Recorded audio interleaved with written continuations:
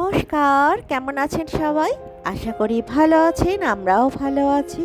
আজ হচ্ছে বিশ্বকর্মা পুজো। হ্যাপি বিশ্বকর্মা পুজো। বিশ্বকর্মা পুজো সকলকে শুভেচ্ছা রইল। আর সেই সঙ্গে গাড়ি পুজো।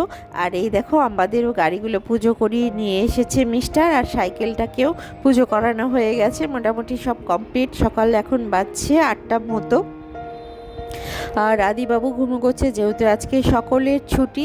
আর আজকে ভেবেছি একটু শপিং করতে যাব, জানো তো, পুজো শপিং সেরকমভাবে গিয়ে দোকানে গিয়ে কেনা হয়নি কো।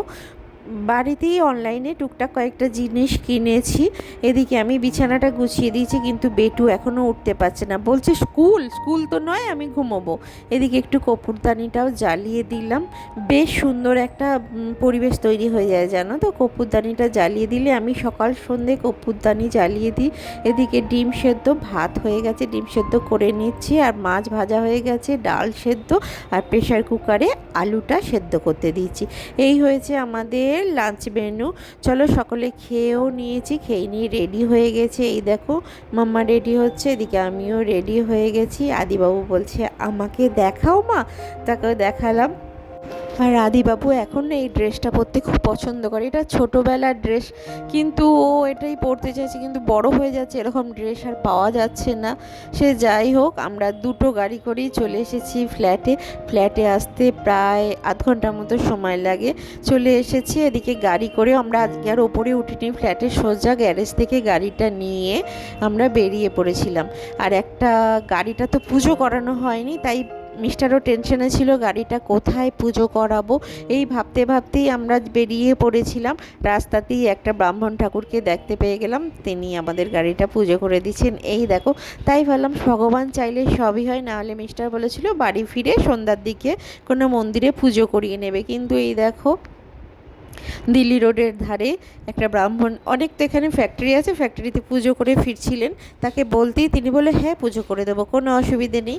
তিনি দেখো পুজো করে দিল। তাই বলছে যে বেশ ভালো লাগছে, পুজোটা হয়ে গেল। নাহলে মনটা কীরকম একটু খচখচ করছিল, জানো তো। সব মোটরসাইকেল সাইকেল পুজো হয়ে গেল, গাড়িটা পুজো হবে না। এদিকে আমরা শপিং করতে যাচ্ছি। মিস্টার একটু না আস্তে আস্তে গাড়ি চালাচ্ছিল, কোথাও যদি কাউকে দেখতে পাই। এই ঠাকুরমশাইকেই দেখতে পেলাম, একটা ফ্যাক্টরির সামনে থেকে বেরোচ্ছিলেন। তাকে বলতেই উনি বললেন হ্যাঁ যাই হোক, ভালোভাবে পুজোটা হয়ে গেছে, চলো এবার মনের শান্তিতে শপিং করা যাবে।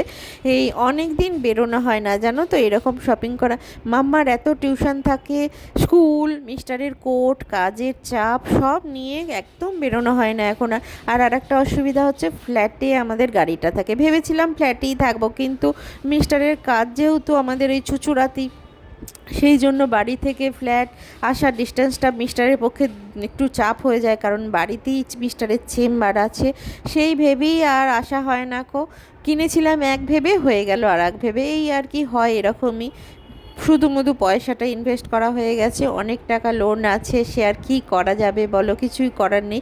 মন খারাপ করে লাভ নেই। চলো এখন আমরা শপিং করতে যাই।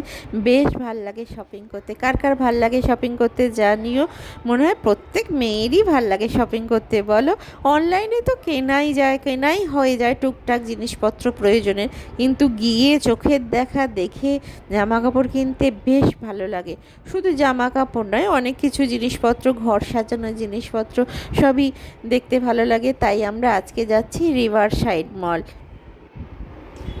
এইদিকে রাস্তায় ঝমাঝম বৃষ্টি শুরু হয়ে গেছে, একদিকে রোদ্দুর উঠেছে, তার সঙ্গে বৃষ্টি। কি যে ভালো লাগছে কি বলবো, জানো তো। কিন্তু বাড়িতে থাকলে এটাই কষ্টের, একবার জামা কাপড় শুকোতে দাও, একবার তুলতে যাও, তাই না বলো।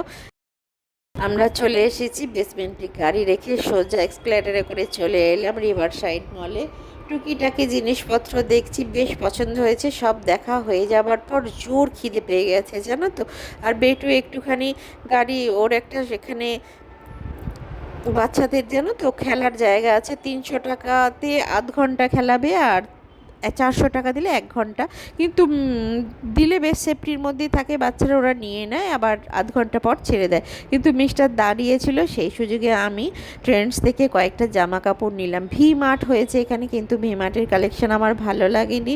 যাই হোক, জোর খিদে পেয়ে গেছে, খাবার নিয়ে নিয়েছে। এই দেখো 99 থালি খেতে খুব ভালো লাগে, জানো তো। এখানে 99 থালির জানি না কারো ভালো লাগে, আমার তো খুব ভালো লাগে। এদিকে নুডলস নিয়েছি, আমার পোলাওটা খুব ভালো লাগে, সেই জন্য একটু পোলাও নিয়েছি। পোলাওয়ের সঙ্গে দিয়েছে চিকেন কষা, পাঁপড়, আর পাঁপড়গুলো আদিবাবুর খুব পছন্দের।